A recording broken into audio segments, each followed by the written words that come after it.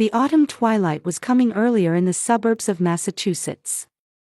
Elizabeth Wilson took a deep breath as she looked out the kitchen window.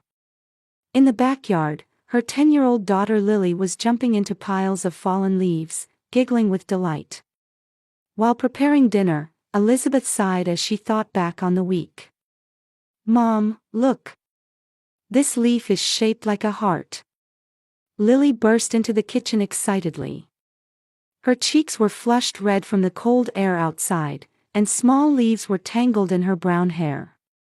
"That's lovely, Lily," Elizabeth smiled as she removed the leaves from her daughter's hair. "Would you like to help me? I'm making a salad." Lily nodded and began washing her hands. "When is Dad coming home?" "He said he'll be late today. There's some paperwork to take care of for Grandma's." Elizabeth chose her words carefully. "There are various procedures to handle for Grandma." Lily's expression clouded. "Do you think Grandma is happy in heaven?" Elizabeth hugged her daughter. "I'm sure she is. So don't worry." 3 days ago, Richard's mother Judith had died suddenly from a heart attack. Until then, she had no health problems and was always an energetic, active woman. Richard had found Judith and called an ambulance, but it was too late by the time they reached the hospital. The phone rang, and Elizabeth dried her hands before answering. It was Richard. "Hey, Liz. I don't think I can make it home today. The meeting with Mom's lawyer is taking longer than expected." His voice sounded tired, but there was also a sense of restlessness. "I understand. But have you contacted the funeral home yet? They said we need to decide by tomorrow, didn't they?" "Oh, that." Richard hesitated for a moment. "Carol is handling those arrangements." Elizabeth frowned. Carol was his company secretary, whose name had been coming up frequently lately. "I see. Do you want to say goodnight to Lily?" "Not tonight. I'll make time to talk to her properly tomorrow," he said hurriedly. "Goodbye for now." After hanging up, Elizabeth felt an inexplicable anxiety spreading in her chest. Since his mother's death, Richard seemed more frantic than grieving. Was that Dad? Lily looked up from the salad bowl. "He's going to be late because of work. Come on, let's have dinner, just the two of us." After dinner, while Lily was taking a bath, Elizabeth stared at the keys to Judith's house. They were scheduled to sort through her belongings tomorrow. She thought about the relationship between Richard and Judith. They were close, but there was occasional tension. Especially when Richard's work came up, Judith always wore a worried expression. "What concerns me is that you're pushing yourself too hard," she remembered Judith saying at last month's Sunday dinner. "And you need to cherish your family." Richard had brushed off his mother's advice at the time, but thinking back, perhaps she was trying to say something important. The next morning, after dropping Lily off at school, Elizabeth headed to Judith's house. Richard didn't accompany her, saying he had an important meeting. The two-story house surrounded by a spacious garden seemed to sadly proclaim the absence of its owner. When Elizabeth inserted the key, a familiar scent wafted from inside. The smell of vanilla and cinnamon. The scent of Judith's special. Can you imagine making $10,000 a month just from YouTube, all from home? That's exactly what I did with Reddit stories. No face, no voice. Check the link in the description if you're curious. The apple pie. Entering the living room, Judith's life was everywhere. Knitting left halfway on the sofa, a recent book left open on the side table, and family photos hanging on the wall. Pictures of Richard as a child, photos of when Lily was born, and a family portrait taken last Christmas. Elizabeth sat on the sofa and looked around. Memories of this house came flooding back. But at the same time, she felt something was off. Judith was a very meticulous person, but the papers and letters scattered about didn't seem like her usual style. Standing up and walking around the room, Elizabeth wondered what had happened in Judith's final days. Then, she made a decision. To understand the reason behind Richard's strange behavior, she would thoroughly sort through the belongings in this house. She decided to pick up Lily after school and return here with her. "Shall we start with Grandma's bedroom?" Elizabeth suggested. She had just picked up Lily from school, and they had returned to Judith's house. "Okay," Lily answered quietly. She used to love coming to Grandma's house, but today felt different. With Judith's presence gone from the house, the room seemed oddly large, with sounds echoing. Entering the bedroom, the bed was perfectly made. That was so like Judith's meticulousness. A white lace bed cover, a hand-knitted blanket gently placed on the pillow. On the dresser sat a small jewelry box and several family photos. Elizabeth picked up the jewelry box. "This was Grandma's precious treasure," she said to Lily as she opened the box.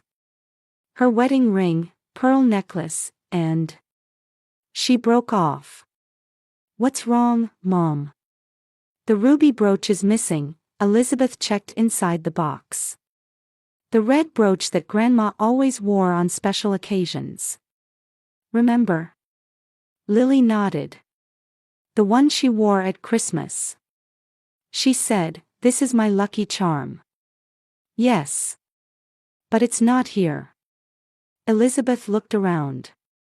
Perhaps Judith had been wearing it last. Next, they began opening the drawers of a large oak dresser. They checked each neatly folded item of clothing, separating those to donate and those to keep as family mementos.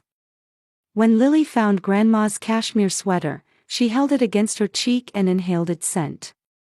"It smells like Grandma," tears welled up in her eyes. Elizabeth gently embraced her daughter. "It's okay. Grandma is always watching over us." When they found a photo album, Lily perked up a bit. They sat on the floor, turning pages and sharing memories. Young Judith, Richard as a child, and records of Lily's growth from birth until now. "Dad smiled a lot when he was a kid," Lily remarked. Elizabeth gazed at the photo. Indeed, the young Richard wore a carefree smile unlike now. "Yes. People change," she answered quietly. While Lily explored Grandma's closet, Elizabeth headed to the study. Judith was a former high school teacher who enjoyed reading and writing even after retirement. The well-organized study contained categorized bookshelves and a beautiful wooden writing desk. When Elizabeth opened the desk drawer, she found neatly arranged document files. Insurance policies, real estate documents, bank statements. All classified with Judith's characteristic meticulousness. One file caught her eye. Labeled life insurance, it looked newer than the other files. Opening it, Elizabeth gasped. Judith had renewed her insurance contract 6 months ago and significantly increased the amount. The beneficiary was Richard Wilson, and the amount was an astonishing $500,000. "Why?" Elizabeth whispered. Judith was never extravagant, but was such substantial insurance for Richard necessary? And why 6 months ago? As Elizabeth pondered this, Lily appeared at the study door. "Mom, I found Grandma's diary," she held a small leather-bound notebook. "Where did you find it?" "Under her pillow. She always said, 'Hide things you don't want seen in the most visible place.'" Lily mimicked her grandmother's words. Elizabeth took the diary. She started to open it but hesitated. "Let's read this later," she put the diary in her bag. "It's getting late. Let's head home for today." Back home, Richard hadn't returned yet. After putting Lily to bed, Elizabeth took out Judith's diary. The last entry was dated 1 week before her death. "I'm deeply worried about Richard. His company's financial situation seems much more serious than he admits. And his relationship with that woman, but I need evidence. Tomorrow, I plan to meet with my lawyer to discuss changing my will." Elizabeth closed the diary and sighed deeply. Doubts were beginning to grow in her mind. Was Richard's company really okay? Who was that woman? Late at night, Elizabeth woke to the sound of the front door. The living room clock showed 1 a.m. She could hear Richard taking off his shoes. "You're still up?" Richard seemed surprised as he entered the living room from the darkness. "I was waiting for you," Elizabeth said. "I found life insurance documents at your mother's house. Quite a substantial amount." Richard seemed to freeze for a moment but quickly shrugged it off. "Oh, that. Something Mother did for my sake. She was always thinking of me." He began pouring himself a drink from the bar. "Why did she increase it 6 months ago?" "I don't know. It was her decision." He changed the subject. "I have an important meeting with investors tomorrow. Better get some sleep." As Richard went upstairs, Elizabeth stared at Judith's diary and insurance documents. Something wasn't right. She felt she needed to go back to Judith's house tomorrow and investigate further. Late that night, just as Elizabeth had finally fallen asleep, Richard's cell phone rang. He sneaked into the bathroom and began speaking in a hushed voice. "I know. No, she doesn't know anything. Right, everything will be settled in a few days." Elizabeth half opened her eyes, watching the light seeping through the slight gap in the bathroom door. When Richard returned, she pretended to be asleep. The funeral was smaller than expected. Judith had many friends, but Richard hurriedly arranged the schedule and insisted on keeping it to a minimum number of people. Elizabeth felt uncomfortable but told herself that might be her husband's way of grieving. When Judith's friends came to pay their respects, they all said the same things. She was so healthy, she never mentioned any heart problems, it was too sudden. Elizabeth collected these words, comparing them with her own doubts. 3 days after the funeral, Richard left the house saying he had an important business trip. When asked about his destination, he only gave the vague answer, business. "Are you going to Florida?" Elizabeth asked while drinking her coffee. "Why do you think Florida?" Richard's voice had a note of wariness. "Because I saw a Florida plane ticket on your desk yesterday." "Oh, right," he averted his gaze. "A client is there. I'll be back in a few days." After Richard left, Elizabeth took Lily, who wasn't in school that day, and headed back to Judith's house. She couldn't shake the feeling that she might be missing something. "Where do we start today?" Lily asked as they entered the house. "Let's check Grandma's phone and computer," Elizabeth replied resolutely. "There might be some clues." "Clues?" Lily tilted her head. "To what?" Elizabeth hesitated for a moment. "I just want to know what Grandma was thinking, before the end." Judith's old laptop was in the desk drawer in the study. When they turned it on, a password screen appeared. "Try it," Elizabeth said to Lily. "Do you know Grandma's password?" Lily thought seriously. "Maybe." She faced the keyboard and typed Lily 2014. The screen unlocked. "How did you know?" Elizabeth was surprised. Lily gave a small smile. "It's the year I was born. Grandma always said, the day you were born was one of the happiest days of my life." Tears welled up in Elizabeth's eyes. She gently stroked her daughter's head. "Grandma truly loved you." They began examining the laptop's contents. Emails, document files, photos. Nothing particularly stood out, but in a folder called Personal, they found a file named RW Issues. Opening it, there was a list of dates and brief descriptions. It appeared to be notes on the financial situation of Richard's company. Words that stirred anxiety lined up: $3 million in debt, investor withdrawal, loan repayment default. And the last entry, dated 2 days before Judith's death, read, meeting with lawyer. Discussing will changes. This is. Elizabeth closed the file and took a deep breath. Richard's company was in a critical situation. Was that why he had been so anxious lately?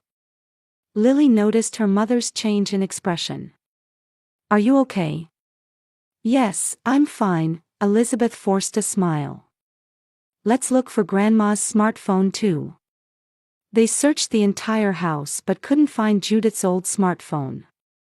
Just as they were about to give up, Lily discovered a small black iPhone between the living room's sofa cushions. Found it, she exclaimed happily. The two searched for a charger and began charging the phone. They waited for the screen to light up. The passcode was also unlocked with 2014. Let's check the call history, Elizabeth said.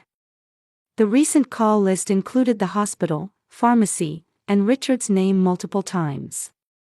What stood out was that Judith had called Richard 3 times the day before she died. Dad and Grandma talked on the phone a lot, huh? Lily murmured. Elizabeth nodded, but inwardly, another question arose. Why did Judith need to speak with her son so many times? And why had Richard never mentioned it? Let's look at the messages too. In the text message history, there was a message from an unknown number. Before you talk to your lawyer, I'd like to meet with you. I have important information. The date was the day before Judith died. As Elizabeth was scrolling through the screen, suddenly the phone in her hand began to vibrate. The ringtone echoed in the quiet room. Ah! Lily cried out in surprise. The screen displayed, unknown caller. Elizabeth and Lily froze, staring at the continuously ringing phone. Grandma. Lily whispered faintly. She wants to talk right now. A chill ran down Elizabeth's spine. Rationally, she knew this was a coincidental wrong number, or perhaps telemarketing. However, the eeriness of the situation was undeniable. The phone kept ringing. On the 5th ring, Elizabeth found herself pressing the answer button. Hello? Her voice trembled. After a moment of silence, a male voice was heard. It was calm but tense. Ma'am, you're in danger. Your life and your daughter's are being targeted. Elizabeth gasped. Who is this? My name isn't important. Richard and I initially only aimed for Judith's insurance money. But now. The man faltered. He won't stop. You're next. Elizabeth felt the blood drain from her entire body. What are you saying? Richard conspired with his mistress Carol to kill Judith. I helped them. I tampered with her medication to induce a heart attack, the man's voice shook. But now, he's planning to make you and your daughter look like an accident. He discovered you're both insured too. Lily clutched Elizabeth's arm. Her small hand was cold and trembling. Elizabeth held her daughter tightly as she continued the call. Who are you? Why would you do this? My name is Mike. I'm Carol's ex-husband. I'm a pharmacist. Richard and she are involved, and they used me. But involving a child. I can't allow that, he exhaled deeply. I have evidence. I'm ready to tell the police everything. In Elizabeth's mind, all the dots connected. Richard's strange behavior, the company's financial crisis, the insurance money, and the sudden heart attack. What should I? Her voice trembled. Leave your house immediately. Go somewhere safe. I'm heading to the police. I'll tell them everything, Mike said urgently. He's coming back from Florida today. To meet with Carol and make the next plan. The moment the call ended, Elizabeth came to her senses. She took a deep breath to regain her composure. Lily looked up at her mother with frightened eyes. Mom, what happened? Lily, hurry. We're going to your friend Sarah's house, Elizabeth said decisively.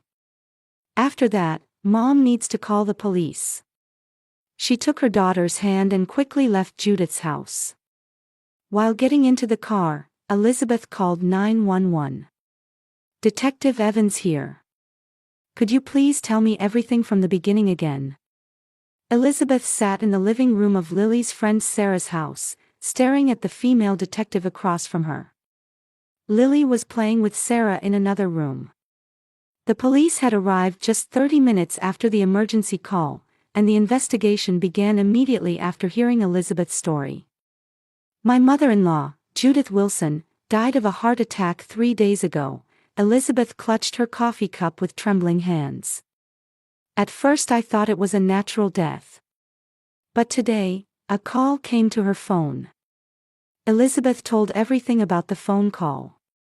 Mike's confession, Richard's relationship with his secretary Carol, the suspicion that Judith's medication had been tampered with, and the possibility that her and Lily's lives were in danger.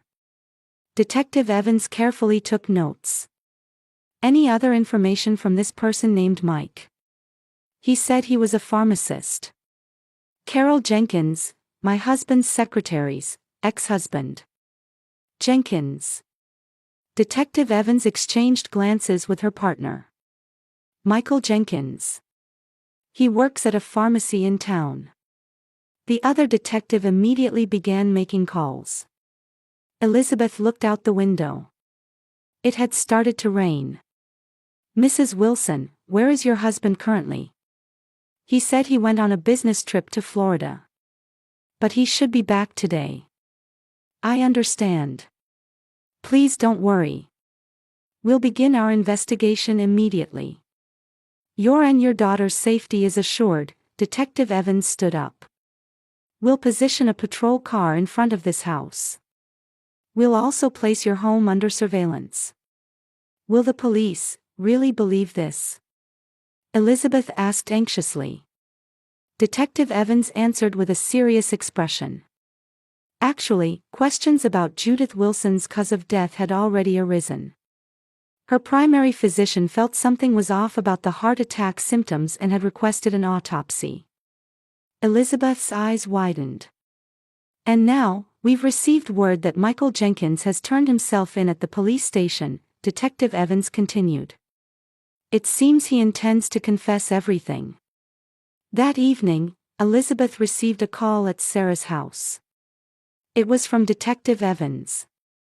Mrs. Wilson, we have Michael Jenkins' testimony and the results of Judith's blood test. It confirmed that her medication contained an excessive amount of digoxin. It's a drug that can induce heart attacks. Elizabeth's throat went dry. So, we're proceeding with the investigation as a homicide case. We'll be waiting when your husband Richard Wilson returns home. What should I do? Stay at Sarah's house tonight as instructed. We'll talk more tomorrow. As directed by the police, Elizabeth stayed at Sarah's house with Lily. She couldn't sleep all night. It felt unreal to think that everything she thought she knew about her life, her family, might have been an illusion. The next morning, Elizabeth received another call from Detective Evans. Mrs. Wilson, we arrested your husband last night. Elizabeth's heart leaped. What did Richard say? At first, he denied everything, but when informed that Michael Jenkins had fully confessed. Detective Evans paused momentarily. He confessed too. Elizabeth collapsed into a chair. How am I going to tell Lily? I know this is a difficult time, but could you come to the police station today? We need to share the details with you. In a small conference room at the police station, Detective Evans explained all the facts to Elizabeth. Your husband's company has been in serious financial crisis for the past 2 years. He had over $3 million in debt, and investors were withdrawing one after another. She spread out documents. It seems Judith was concerned about her son's management situation and was investigating. And she was trying to change her will. Change it? Yes. Judith initially intended to leave all her property to Richard, but after learning about his management crisis and inappropriate relationship with Carol Jenkins, she planned to change her will to directly bequeath some assets to your daughter Lily. Elizabeth nodded quietly. So that was Richard's motive for killing his mother. And after Judith's death, Richard claimed the $500,000 life insurance. It seems he intended to use that amount to repay part of the company's debt. But that wasn't enough. Elizabeth realized the terrible truth. So next, we were. Detective Evans nodded with a stern expression. Your husband had taken out a $1 million insurance policy on you and Lily. It was contracted 3 months ago. Elizabeth's head spun. She clung to the table. How was he going to? According to Michael Jenkins, Richard and Carol were planning a car accident with you and Lily, Detective Evans added in a small voice. They were planning to execute it this weekend. Tears flowed from Elizabeth's eyes. Why did Mike warn us? He said, I couldn't involve a child, Detective Evans answered. Out of guilt for participating in Judith's murder, he decided to reveal everything. Elizabeth covered her face with both hands. For years, she thought she had a perfect family. But the reality was horrifyingly different. Richard and Carol will be charged with first-degree murder conspiracy, Detective Evans said. Michael will also be charged as an accomplice, but considering his surrender and cooperation, there's a possibility of a reduced sentence. Before leaving the police station, Elizabeth grabbed Detective Evans' arm. How should I explain this to Lily? Detective Evans smiled gently. The truth, in words she can understand. Children are stronger than we think. And I'll refer you to professional support. Elizabeth nodded slightly. The road ahead would be rough. But Lily and she had survived. Thanks to Judith's final gift. 1 year later, Elizabeth was planting seedlings in the flower bed of her new garden. This small house they had moved to, unlike their previously luxurious home, had become a true home in every sense for her and Lily. Mom, look. Lily came running from the backyard. In her hands was a small box tied with a blue ribbon. I found a blue jay's nest. Baby birds are about to be born. Elizabeth touched her daughter's cheek with her soil-covered hand and smiled. How wonderful. The beginning of life is always beautiful. The trial had ended 6 months ago. Richard and Carol were each sentenced to life imprisonment for first-degree murder. Michael Jenkins received a 10-year sentence, considering his cooperation. The first few months were hellish. Especially telling Lily the truth was the most painful moment in Elizabeth's life. However, with the help of an excellent child psychologist, the two gradually recovered. The mail's here, Elizabeth said as she entered the house. On the living room table were several letters. Bills, advertisements, and an envelope with unfamiliar handwriting. It was addressed to Elizabeth Anderson, the maiden name she had returned to after the divorce. Elizabeth opened the letter. It bore the postmark of a rehabilitation facility in New York State. Dear Elizabeth, the letter began.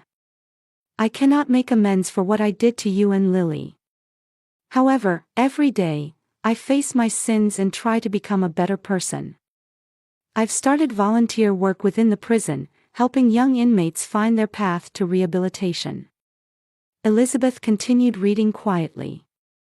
I believe that the only good deed I've done in saving lives was saving yours. Please tell Lily never to forget how much her grandmother loved her.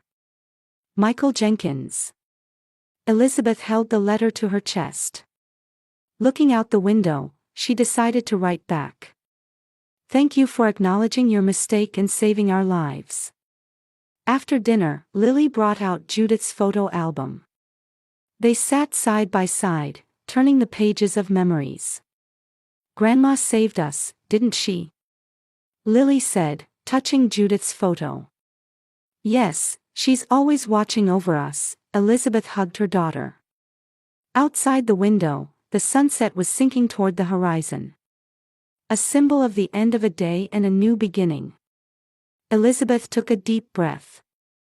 Life had taken an unexpected direction, but she and Lily had grown stronger. She now truly understood that a real family isn't about blood ties, but a relationship where people cherish and protect each other. Tomorrow, she would mail her reply to Michael. The past cannot be changed, but the future is in their hands. Elizabeth stroked her daughter's hair and smiled quietly.